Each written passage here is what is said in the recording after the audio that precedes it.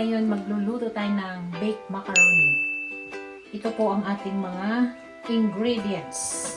Mayroon tayong, of course, pasta, spaghetti sauce, or pwede kayong gumamit ng tomato sauce. Mayroon tayong parmesan, evap na milk, cheese, butter, black pepper, ground black pepper, and we have the basil leaves, and Italiano spices and salts, and we have the garlic powder, and of course mayroon tayong ground beef, minced garlic, and minced onion. So ito lahat yung ating gagamitin na sangkapan. So lagyan na natin siya ng konting oil para hindi magdikit-dikit ang ating pasta. Saka konting salt. Lagyan na ating pasta.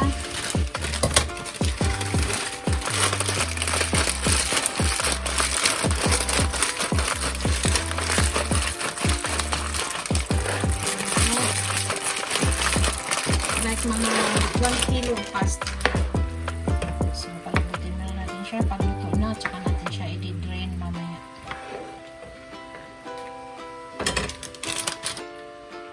Balikan natin mamaya.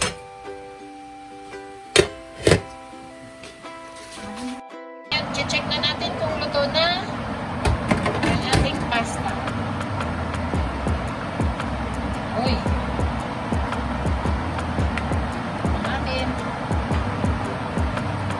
Ramot na.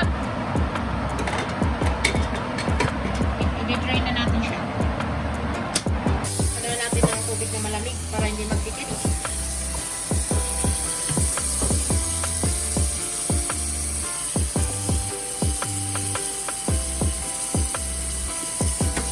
Tapos, lulutuin na natin ang ating sauce.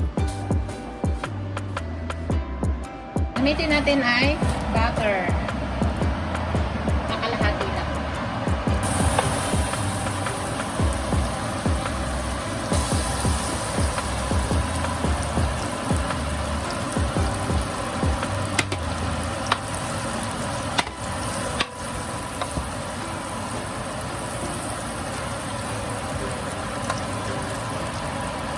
Lagay natin ang ating minced garlic.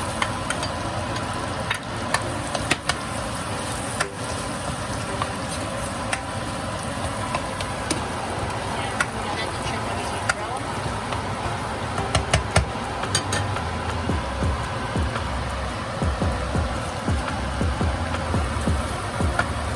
Lagyan natin ang ating minced onion.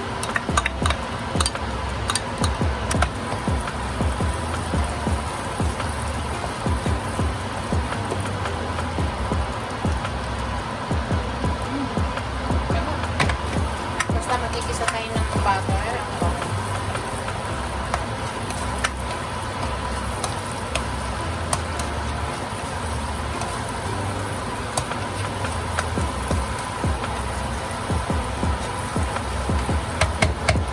Ngayon, isusunod natin ang ating beef bone gamit natin.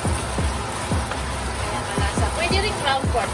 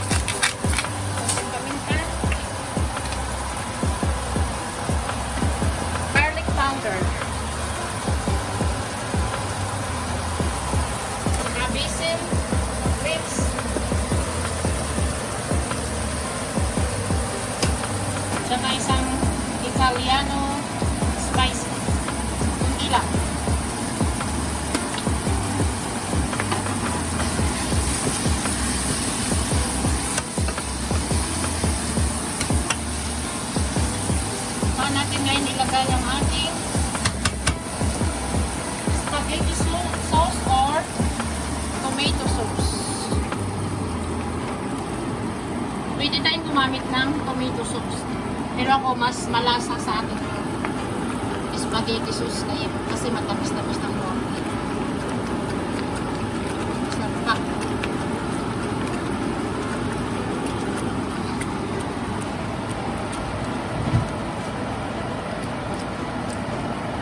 Gawin po muna natin mga kaibigan. Mamis, paborito ito ng iyong mga anak. Siguradong magugustuhan. Baked macaroni. Para lang siyang spaghetti. Kaya lang, ibibake natin siya.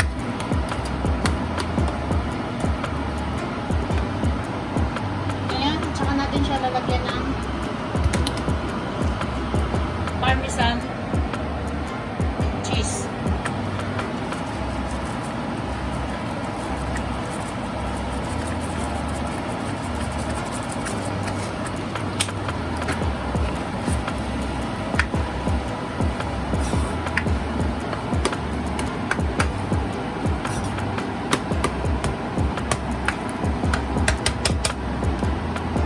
Mga kaibigan, pwede rin kayong gumamit ng evap milk.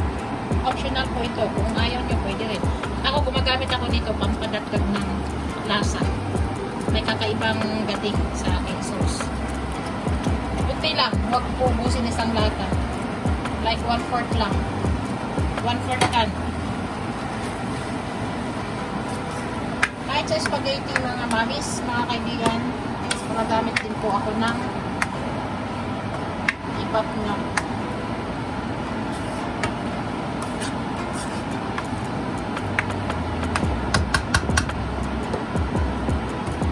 Tapos mga kaibigan, lalagyan natin ng shredded Erin or magnolia cheese.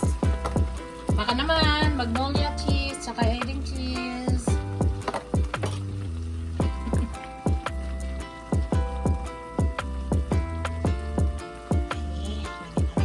Huwag kayong gagamit ng asin kasi yung cheese natin maalat na yan.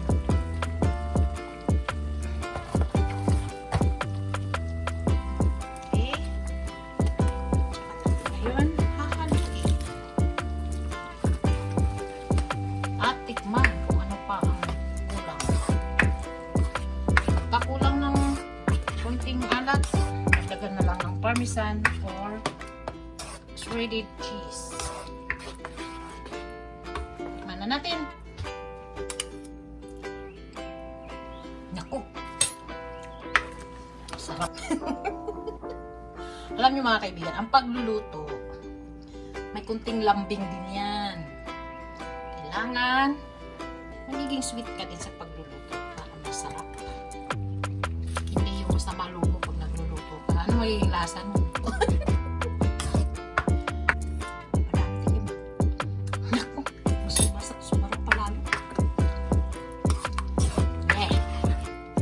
Kuha lang tayong konti ng panglagay natin sa toppings. Okay. Konti lang. Pari natin naman sa iba. Yan na. Okay. Preheat muna natin siya habang hinahalo natin ang ating pasta. Yan mga kaibigan. Gawin na natin. Ilagay na natin ang ating pasta.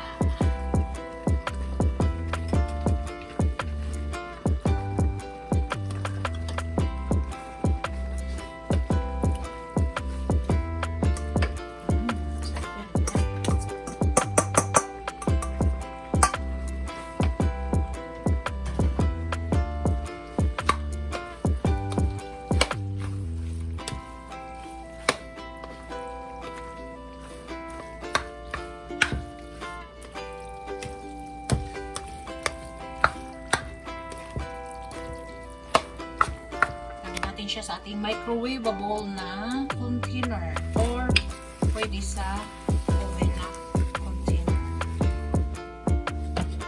Siya. Ito natin dito. Ito. Pwede ba ito sa microwave or oven? Okay. Pyrex. Pwede ito. Baka mamaya makuha natin yung hindi pwede sa oven. Puputok.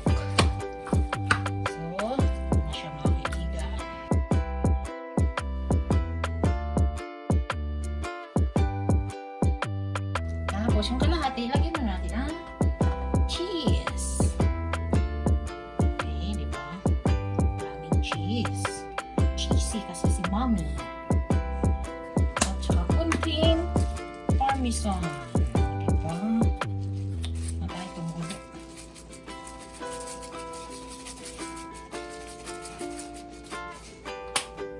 Kaya natin ang crispy leaves. Dagdag uli.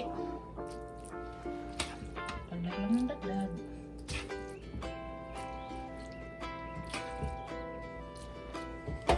Ang sa ito ay mahubos. Wow! Okay. Creamy talaga siya. Tapos, ilalagay natin ang ating pang-ibabaw na sauce. Saucy na, cheesy pa. Cheese na naman. Kailangan baka masama yun.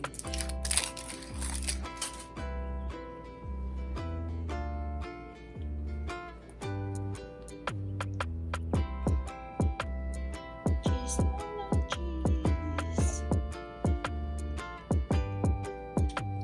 Okay. Parmesan ulit.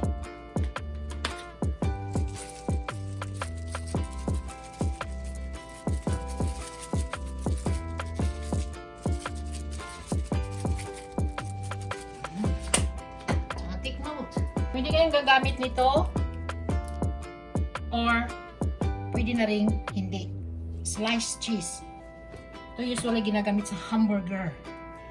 Pero dahil gusto namin na mas cheesy siya, here we go. Bago i-bake, itong patong din dyan. Diba? Sarap niyan mamaya. Pwede rin yung wala niyan ha. Pwede rin hidden cheese lang. Ako kasi, kapag kain sa family ko, hindi ko tinitipid sa ingredients. Gusto ko, masyahan sila. Yun nga, mantik na akong hindi makatikim. Mahirap pag nasyahan eh. May katitirhan eh. At least, happy ka dahil gusto sila. Hati dyan. Hati dyan. Yan! Mga kaibigan. Ready for oven. Hanggang medyo ma-brown yung ibabaw. Check natin. Maybe 20 or 25 minutes. Kasi luto naman na siya eh. Gusto lang nating medyo magiging brown yung ibabaw. Malusaw yung cheese. So, here we go. Preheat natin ng 340 Celsius Fahrenheit. Okay. Wow, mainit. Be careful mga kaibigan. Maglagay kayo ng sapin sa kamay. Ako hindi. Okay, balikan natin mamaya. So, after 25 minutes na inoven po natin ang ating baked macaroni, ito na po siya. Tikman na natin. Tananan! Sarap na! Salamat po sa panonood. Subscribe lang kayo palagi para ma-update kayo sa aking mga videos. Thank you and God bless. Bye!